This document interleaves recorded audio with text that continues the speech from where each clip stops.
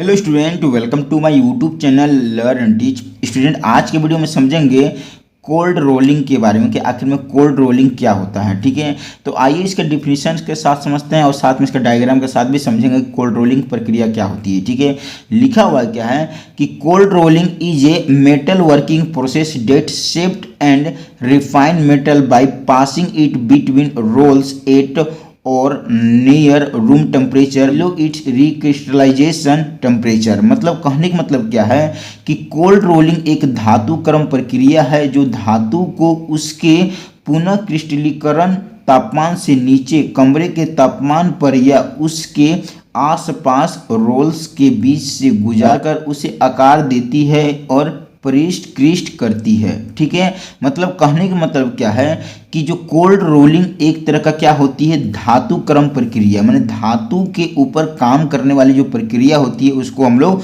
Cold rolling करेंगे। मतलब एक तरह का ठंडी धातु के ऊपर जो काम करते हैं। ठीक है, कोई भी ठंडी धातु है, कोई एल्युमिनियम का है, कोई कॉपर का है। ठीक है, तो उसके ऊपर जब भी हम कोई काम करेंगे और दो रोलर के बीच से उसको गुजारेंगे और उसको मोटा से पतला करेंगे तो उसको हम लोग क्या बोलेंगे, एक तरह कोल्ड रोलिंग प्रक्रिया बोलेंगे। ठीक है, तो आइए इसको हम लोग डायग्राम के सहयोग से समझते हैं। ठीक है, अब क्या होती है कि हम यहाँ पे एक यहाँ लेते हैं कोल्ड मेटल। कोल्ड मेटल की जो टेम्परेचर होती है रूम टेम्परेचर होती है।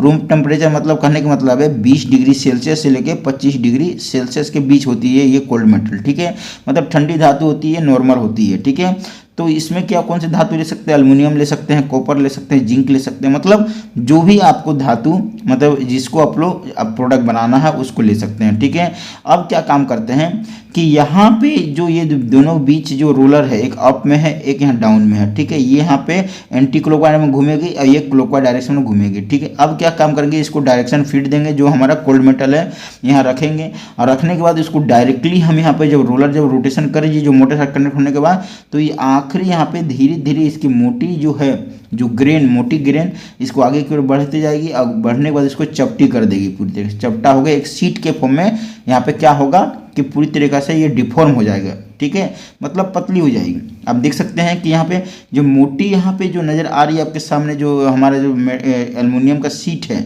जिसको हम लोग ओरिजिनल ग्रेन देख सकते हैं कितनी चौड़ी चौड़ी है। ठीक है, जैसे ही चपटा हो गई तो यहाँ पर ग्रेन सिकुड़ गई आपस में, देख सकते हैं डिफॉर्म ग्रेन सिकुड़ गए तो एक यहाँ पे सीट के फॉर्म में कन्वर्ट हो गए। तो इसको बोलेंगे कोल्ड रोलिंग।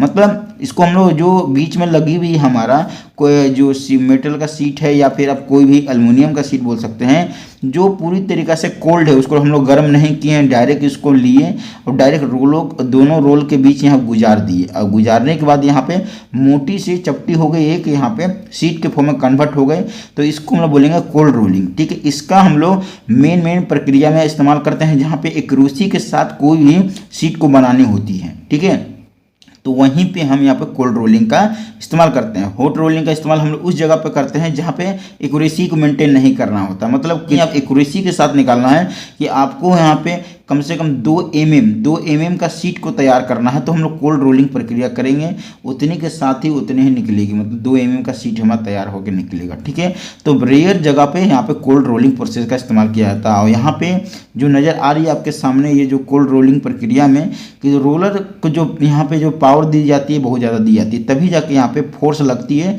तो पूरी तरीक़े से ये चपटा होके एक यहाँ सीट के फॉर्म में कन्वर्ट हो जाती है। ठीक है, माने पूरी से डिफॉर्म हो जाती है। ठीक है, तो मुझे आशा है कि आपको बढ़िया तरीक़े से समझ में आ चुका कि कोल्ड रोलिंग प्रक्रिया क्या होती है। ठीक है, माने एक ठंडे धातु को एक यहाँ दो रोलर के बीचों बीच से जब गुजार देती है और एक यहाँ पे पतली सी धातु हो जाती है, मोटी धातु से पतली धातु हो जाती है, उसकी शेप में परिवर्तन हो जाती है तो उसको हम लोग कोल्ड धातु मतलब उसको कोल्ड रोलिंग प्रोसेस कहेंगे। ठीक है, तो मुझे आशा है कि आपको इसके बारे में बढ़िया तरीके से समझ में आ चुका, आप एग्जाम में बढ़िया तरीके से इसको लिख पाइएगा। ठीक है, वीडियो देखने के लिए धन्यवाद।